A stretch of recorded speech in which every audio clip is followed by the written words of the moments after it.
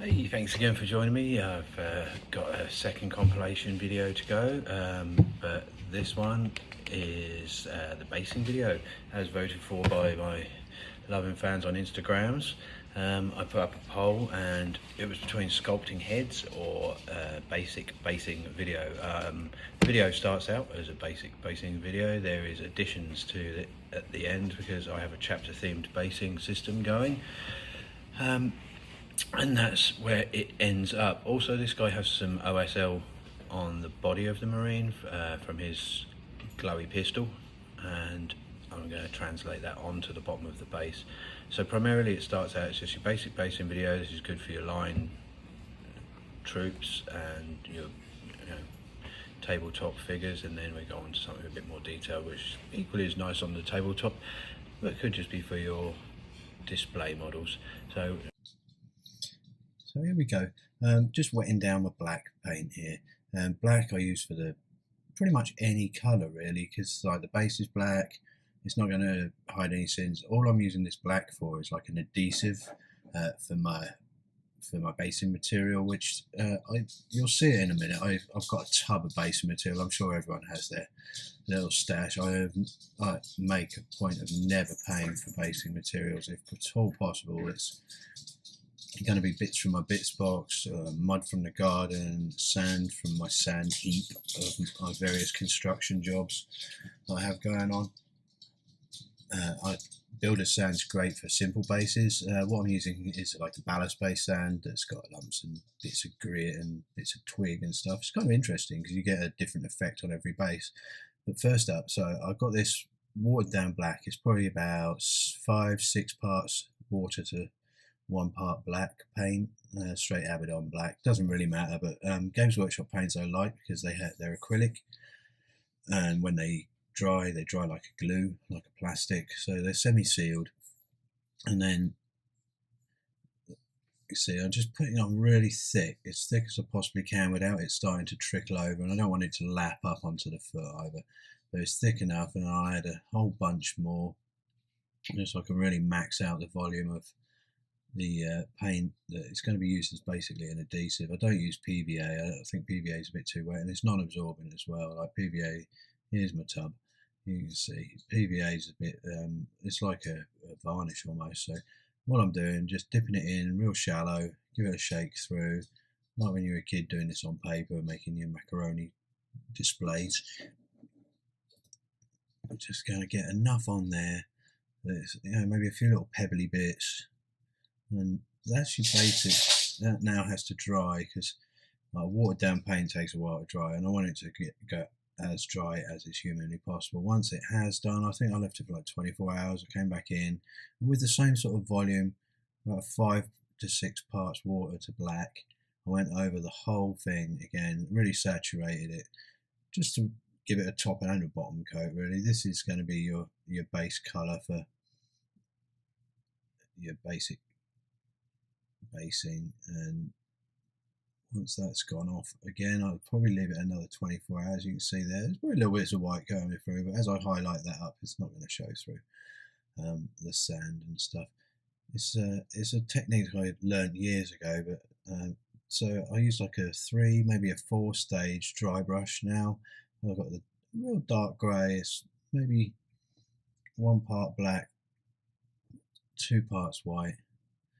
I'll wet it down a little bit, but I'm dry brushing, so it doesn't have to be particularly wet. Just to, don't run out of it. So always mix up enough.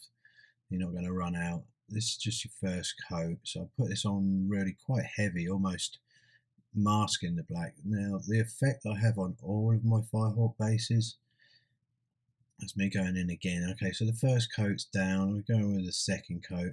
The Firehawk bases I'm doing are kind of like a magma base.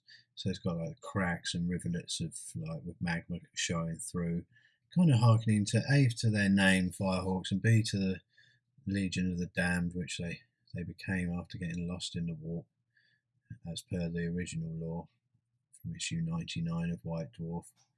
Firehawks were lost during the Badab Wars, and they reappeared as the Legion of the Damned. So I kind of go with that flaming underground flames coming up feel. This is my third coat, so third coat, you could probably leave it at this. And you can see it on my thumb there, you can say that's kind of light enough, but because I'm going for a kind of ashiness, I think I'm going to bring it up one more coat after this. But it's a nice effect now. You can start to see how it's going to look overall. It's just enough, for a tabletop model, that'll be fine.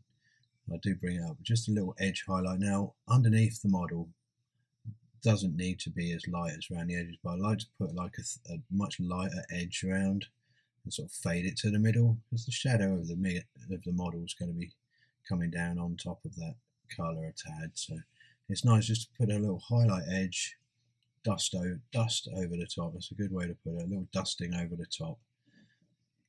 And that way it's really visible. Well, like I say, you could leave it at that. That's not unappealing. Perfectly good, especially if you're doing a lot of these guys. Imagine you've got 10 man squad, you might not want to go into too much detail. Personally, I'm a glutton for punishment, and I like to do non-metallic metal on every single model and put a little extra into the bases. As you can see, it's going to start doing the magma. It's a white base for the magma. I picked like 3 or 4 really quite visible spots. Put a white base down. White's nice because if I'm going straight in with yellow over black, you might have noticed it yourselves, it'll always go slightly greeny colour.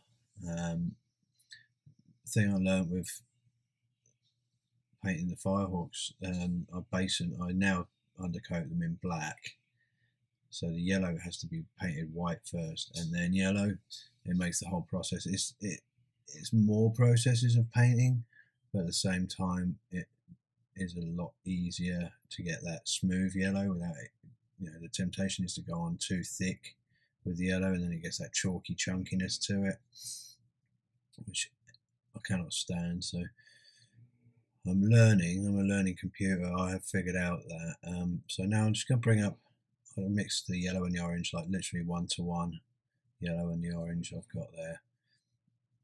That's going to be my separator. If you want to make fire look good, something I learned from Emil Algareth was always transition through yellow with orange. If there's always orange visible between your yellow and your red, you will have a much more believable flame. So I always put you noticed I put a really big splashy yellow down, so I'm almost eating into the very center of that. So the very, very center is going to be that kind of white yellow that I did. And then we're going to fade out. So this is the next shade up. This is like the pure orange that I'm going in with there. And that's, so with fire, I tend to do the white base, the yellow, or yellow orange, then an orange. Then I'll go in straight with my red. And then even with something like magma like this, where it's going to have heated up the rock around it, I will get the black and mix that with the red to make it almost like a brick red brown, and dry brush that around it, and that really sort of helps it blend into the surroundings. You can see that's looking good enough. This is going in with a straight red now. With straight red, you could probably leave it at that if you really wanted to, but I'm a bit fussy now with how I do my fire. So you can see I'm using the straight red there, just bringing it out, being careful not to take it in too close to the yellow. So I've always got that transition through the orange. You can go back into it, it's not a big deal. If you feel like it looks a bit blocky, the yellow to red transition, you can always go back into that. See, now I'm going in with a darker black and red mix, just dusting away from it, being careful not to actually go into the red much, just dusting around it. It's like, it gives it the double effect of like looking like cooling rock. It blends it into the rock around it as well, so it's not such a harsh blob. And I haven't like dug into the base sand at all, so really you need that transition point, that darker transition. So I'm going back in now, a little bit of orange here and there just to define those transitions better. Overall, then a little dot, having to redot the yellow in the center of that a little bit, just so it's very clear that centers are superheated. and that once again would be good enough. On a normal model, I wouldn't bother taking it any further. Now I do dust through again with some extra highlighting on the grey. Just a little, you can see that's good enough, and a lot of the models will get just that treatment. You see he's got his vulcanite pistol. That's fine, that'll make a nice, much more interesting tabletop figure, but he has the vulcanite pistol, and on that leg, and in some areas of him, I've touched it up his power, up his bionic arm. I've gone up, so this is a really wet down orange that I start with. It's going to be just like a really light dry brush. You can see I float the brush, make sure that the line I'm going to pull that through with is a good line. A bit like taking a full swing in golf. You're just testing your swing, same with the brush. You see me do it more so with the edge highlights, where I just bring the brush down, moving it to and fro along the line that I want the paint to go at. Always pulling back to that point, because that point that I'm pulling back to is where the brightest colour is going to be. So I'm always just pulling back to that, because the most paint's going to be deposited at the back of the pull of the brush. That's like my second coat coming in now. Just slightly lighter. I'm not going all the way out to the edges of the dry brushing. I can, once again, I can always go in if I'm not happy, if it doesn't look bright enough, I can always go back into it and make it that little bit brighter, but I'll go up with another shade and mixing the yellow through to the orange. So it's 3 shades up now. I'm really going to be only touching the very edges and the very tips of the top, so I'm knocking most of that paint off the brush. So I was tempted to go down the side of the base, I might still, but at the moment I'm kind of happy with it all sitting on top of it as it is. Just really lightly dusting. It looks like I'm going quite heavy, but there's so little paint on the brush. You can see my fingers, the palette, but just pulling that a little bit. And the choice to go brighter with it, it needs to be, because it is a glow, so it needs to be bright enough, and then just touching that edge highlight. I think the edge highlight just really focuses the fact that that's the glow off of that gun. It's the same colour as the gun as well. So then we're just going in with almost neat yellow, not quite. So it's probably a 1-to-1 mix on this very point of that edge. That I consider to be pretty much there. I get some more grey and just go in between these molten areas. Just touch it up like a little dusting, not everywhere, just on those outer edges where there isn't a marine, where his shadow won't cast. Don't worry, I do go in a second, you'll get to see a better light box image of this guy, but that's him done. I think that's the sort of 3 stages. You could have left it the grey, but being as my theme is Firehawks, it was nice just to add that. There you go, you can see him in all his glory. The glow on his arm from the gun is reflected downwards as well, as it would be molten areas. But thanks for joining me for this video. Thanks for putting up with me. It's really appreciated, and I love everyone who stops and leaves a comment, so feel free to comment. Also, I'm happy to take any advice from people if you think how I could have done it better or easier, but these are the methods I've found over the years that have worked for me, and sometimes when you're in the box you don't really see outside of it, so I'm always happy to take advice from anyone. My skills have only come from listening to the advice of others, so hopefully my voice will help you. Thanks for joining me.